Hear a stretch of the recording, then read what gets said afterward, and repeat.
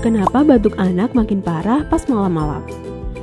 Jadi gini ya bun, saat malam suhu tubuh kita ternyata turun hingga bikin saluran pernafasan jadi sensitif. Selain itu, udara malam juga biasanya lebih kering dibanding pas siang hari, apalagi kalau bunda pakai AC. Udah deh, bisa bikin tenggorokan jadi iritasi dan batuk makin buruk. Tapi sekarang bunda bisa bantu redakan batuk si kecil pakai cara alami madu Flybi. Madu herbal yang membantu melegakan tenggorokan dan meredakan batuk serta flu pada anak. Nggak cuma anak-anak sih, tapi bisa juga buat orang dewasa. Apalagi sudah bersertifikat BPOM. Wah, aman banget kan?